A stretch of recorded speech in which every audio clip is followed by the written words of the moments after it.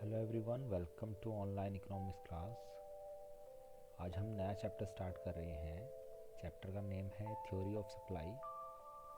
तो चलिए आज का वीडियो स्टार्ट करते हैं। So students, theory of supply chapter अगर आप देखेंगे तो ये थ्योरी ऑफ डिमांड जो हमने सेकेंड यूनिट में स्टडी किया है उससे आपको रिलेटेड लगेगा। और इसका रीज़न ये है कि सेकेंड यूनिट में हम कंज्यूमर बिहेवियर स्टडी कर रहे थे, जहाँ पर हमने ये स्टडी किया है कि मार्केट के अंदर जो डिमांड होती है गुड्स एंड सर्विसेज की, वो बाय द कंज्यूमर होती है according to the budget of consumer. अब उस डिमांड को फुलफ़िल करने के लिए प्रोड्यूसर गुड्स एंड सर्विसेज की सप्लाई करता है। अब जैसे हमने थ्योरी ऑफ डिमांड में स्टडी किया था, लॉ ऑफ डिमांड के अंदर, कि कंज्यूमर जो रिएक्ट करता है डिमांड को लेके वो अफेक्टेड होती है by the own price of the commodity. Means अगर प्राइस ऑफ कमोडिटी डिक्रीज़ होते हैं तो जो क्वांटिटी डिमांडेड है वो इंक्रीज़ होती है। प्राइस और कमोडिटी डिमांडेड के बीच में इन्वर्स रिलेशनशिप होता है। अब जब हम थ्योरी ऑफ सप्लाई को स्टडी कर रहे हैं तो हमें ये ध्यान रखना है कि सप्लाई जो होती है it is from the side of producer या सप्लायर। और प्रोड्यूसर बिहेवियर ये कहता है कि प्रोड्यूसर अपने गुड्स एंड सर्विसेज को सेल करके मैक्सिमम प्रॉफिट अर्न करना चाहता है, ज़्यादा से ज़्यादा प्रॉफिट अर्न करना चाहता है। तो अकॉर्डिंग टू दिस बिहेवियर जो सप्लाई है मार्केट के अंदर, क्या फैक्टर्स होते हैं जिस पर कोई सप्लायर गुड्स एंड सर्विसेज की सप्लाई मार्केट के अंदर इंक्रीज़ या डिक्रीज़ करता है, वो सारे कॉन्सेप्ट हम स्टडी करेंगे थ्योरी ऑफ सप्लाई के अंदर। तो चलिए पहले कॉन्सेप्ट ऑफ सप्लाई को स्टडी करते हैं। Supply of a commodity refers to a schedule or a table showing various quantities of a commodity that the producer or a firm are willing to sell at different prices of the commodity at a point of time। हम ये कह सकते हैं किसी commodity की जो supply होती है वो एक टेबल या शेड्यूल के ज़रिए शो की जाती है जिसमें वेरियस क्वांटिटीज़ शो होती है जो कि कोई प्रोड्यूसर उस गुड्स के प्राइस के अकॉर्डिंग सेल करना चाहता है किसी पॉइंट ऑफ टाइम पर। अब आप देखेंगे जो सप्लाई है मार्केट के अंदर वो प्राइस ऑफ कमोडिटी से ही अफेक्ट होती है। मीन्स कि प्राइस ऑफ द कमोडिटी जो है वो इसका मेन डिटर्मिनेंट होता है, जो ये डिसाइड करता है कि मार्केट के अंदर सप्लाई इंक्रीज़ होगी या डिक्रीज़ होगी किसी पॉइंट ऑफ टाइम के अंदर। अब जो रिलेशन है between quantities of a commodity और प्राइस ऑफ द कमोडिटी, वो ये दिखाता है कॉन्सेप्ट ऑफ सप्लाई में कि at higher price he willing to sell more. He means जो प्रोड्यूसर है या जो फर्म है वो ज़्यादा प्राइस पर ज़्यादा सेल करना चाहेगा और लोअर प्राइस पर कम सेल करना चाहेगा। और इसके पीछे जो रीज़न है वो ये है कि गुड्स एंड सर्विसेज के जो प्राइस होते हैं जब वो हाई होंगे तो ज़्यादा रेवेन्यू अर्न करेगी फर्म या प्रोड्यूसर, और ज़्यादा रेवेन्यू अर्न करने का मतलब है कि उसको ज़्यादा प्रॉफिट होगा।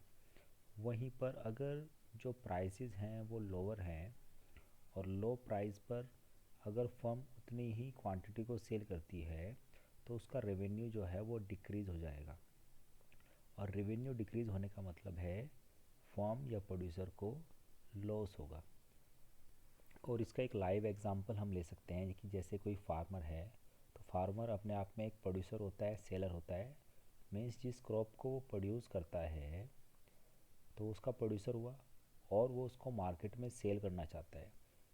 तो जब उसकी जो क्रॉप है उसका प्राइस हाई होता है तो वो ज़्यादा क्वांटिटी को सेल करना चाहता है उस दौरान, और जब उस क्रॉप का प्राइस मार्केट में लो हो जाता है तो उस कंडीशन में फार्मर चाहेगा कि वो कम से कम क्वांटिटी को सप्लाई करे। So now let we understand the quantity supplied. अब जब हम कहते हैं सप्लाई, तो सप्लाई जो होता है वो एक शेड्यूल को शो करता है या टेबल को, और जिस टेबल के अंदर डिफरेंट प्राइसेस पर कितनी क्वांटिटी प्रोड्यूसर सेल करना चाहता है मार्केट के अंदर वो दिखाई होती है। वहीं पर जो क्वांटिटी सप्लाइड होती है refer to a specific quantity which a producer is ready to sell at a specific price of the commodity. मतलब किसी पर्टिकुलर प्राइस पर कितनी पर्टिकुलर कमोडिटी कोई प्रोड्यूसर सेल करना चाहेगा मार्केट के अंदर, वो कहलाती है क्वांटिटी सप्लाइड। कि सप्लाई की जब बात करते हैं तो उसमें स्टॉक के कॉन्सेप्ट में कंफ्यूज नहीं होना है। Supply is a different thing and stock is a different thing. अब इनके डिफरेंस क्या होता है? सो एज हमने अभी सप्लाई डेफिनेशन पढ़ी है कि supply refers to a different quantities of a commodity which a producer और a firm is ready to sell at different possible price of that commodity. वहीं पर स्टॉक जो होता है refers to the total quantity of the commodity available with the producer for the present और future sale. तो stock क्या होता है कि जो प्रोड्यूसर के पास अवेलेबल होता है। Number two, supply is a flow concept, it is a measured per unit of time period. क्योंकि सप्लाई जो होता है वो एक फ़्लो कॉन्सेप्ट होता है। फ़्लो मतलब होता है कि उसमें एक स्टार्टिंग टाइम होता है, एक एंड टाइम होता है, और इसलिए यहाँ पर वर्ड आया है पीरियड। मीन्स अगर मैं कहूँ कि भाई किसी फर्म की सप्लाई हमें फाइंड करनी है तो उसके लिए एक टाइम बताना पड़ेगा कि वो सप्लाई किस मंथ या किस डेट से किस डेट तक की है। वहीं पर अगर स्टॉक की बात करें तो stock is not a flow concept. Stock कोई फ्लो कॉन्सेप्ट नहीं होता है। स्टॉक किसी पॉइंट ऑफ टाइम के अंदर किसी फर्म या प्रोड्यूसर के पास जो फाइनल गुड्स अवेलेबल होता है that is known as stock. Supply is always related to price of the commodity. Supply जो कॉन्सेप्ट है वो अफेक्ट होता है या रिलेट होता है प्राइस से। मीन्स प्राइस अगर इंक्रीज़ होते हैं तो सप्लाई इंक्रीज़ हो जाती है, क्योंकि इन दोनों के बीच में डायरेक्ट रिलेशन है। और प्राइस अगर डिक्रीज़ होते हैं मार्केट के अंदर उस कमोडिटी के, तो सप्लायर जो है सप्लाई को डिक्रीज़ कर देता है। अब वहीं पर जो स्टॉक जो है उसका कोई रिलेशन नहीं है प्राइस के साथ, और ये एक इन्वेंट्री होती है जो फर्म के पास रहती है, जो कि रिलेट होती है एक्सपेक्टेड डिमांड से। कि मीन्स कि फ्यूचर में इतनी डिमांड होगी तो हम इतना स्टॉक क्रिएट करेंगे। तो फर्म डिसाइड करती है कि एक्सपेक्टेड जो डिमांड है उसको पूरा करने के लिए उसको इतना गुड्स प्रोड्यूस करना पड़ेगा। सो these are the difference between the supply and stock. तो now let me discuss the supply schedule. अब supply schedule जो होता है is a table showing various quantity of a commodity offered for a sale at different possible prices of that commodity. यही हमने concept of supply में study किया था कि जो फर्म होती है वो पर्टिकुलर प्राइस पर जितनी क्वांटिटी को सेल करना चाहती है मार्केट के अंदर या ऑफ़र करती है वो सप्लाई कहलाती है। अब जो ये सप्लाई शेड्यूल है वो डिफरेंट प्राइसेस पर कितनी कितनी क्वांटिटी सप्लाई कर रही है कोई फर्म, उसको शो किया जाता है। सप्लाई शेड्यूल जो होती है वो टू एस्पेक्ट्स होते हैं उसके। Number one, individual supply schedule and market supply schedule. तो मार्केट सप्लाई शेड्यूल में किसी इंडस्ट्री की जो पूरी सप्लाई होती है। मीन्स अगर हम कोई एग्जांपल लेते हैं, जैसे हैं फोर व्हीलर मार्केट को स्टडी कर रहे हैं, तो अगर हम किसी पर्टिकुलर एक कंपनी की सप्लाई को स्टडी करते हैं, सपोज़ मारुति, तो वो कहलाएगा इंडिविजुअल सप्लाई शेड्यूल। वहीं पर अगर हम पूरी इंडस्ट्री मतलब जितनी भी फोर व्हीलर कंपनीज़ हैं अगर उनकी सप्लाई शेड्यूल को स्टडी कर रहे हैं तो then it is become market supply schedule. तो चलिए पहले इंडिविजुअल सप्लाई शेड्यूल को समझते हैं।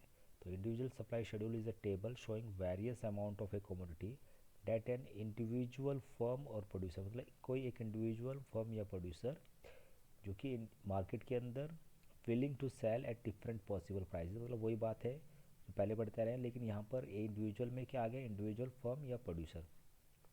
अब इसको ये जो शेड्यूल है ये शो कर रहा है, देखिए आप, कि क्वांटिटी ऑफ गुड एक्स भी हम किसी एक इंडिविजुअल फर्म या प्रोड्यूसर को स्टडी कर रहे हैं कि वो कितनी क्वांटिटी सेल करना चाहेगा किसी पर्टिकुलर प्राइस पर। तो यहाँ पर अगर आप देखेंगे कि जब प्राइस 5 रुपीज़ है तो producer is not ready to sell any quantity in the market. जब प्राइस 10 होता है तो 10 क्वांटिटी सेल करना चाहेगा, विलिंग टू सेल। जब 15 है तो विलिंग टू सेल होगी उसकी 20, और 20 है तो विलिंग टू सेल करेगा 30। अब यहाँ पर वर्ड जो है वो विलिंग टू सेल आ रहा है, ये नहीं है कि जितना वो चाहेगा उतनी सेल हो जाएगी, ये उसकी विलिंग है कि वो चाहता है कि इस पर्टिकुलर प्राइस पर वो इतनी क्वांटिटीज़ को अवेलेबल कराए मार्केट के अंदर। नेक्स्ट मार्केट सप्लाई शेड्यूल को अगर समझें तो ये एक्चुअली जो various amount of a commodity that all the firm, जो जितने भी फर्म है उस पर्टिकुलर कमोडिटी की या जितने प्रोड्यूसर है वो इन द, यहाँ पे वर्ड फर्म की जगह आ गया in the industry, industry word आप समझ गए, पूरी इंडस्ट्री जो है are willing to sell at different possible prices of the commodity. अब उस पर्टिकुलर गुड्स के जितने भी प्रोड्यूसर्स हैं इंडस्ट्री के अंदर वो कितनी क्वांटिटी सप्लाई करेंगे एट डिफरेंट पॉसिबल प्राइसेस पर, ये जब हम शो करते हैं तो वो कहलाता है मार्केट सप्लाई शेड्यूल। तो अगर आप यहाँ पे देखेंगे कि जो ये टेबल है इसमें हमने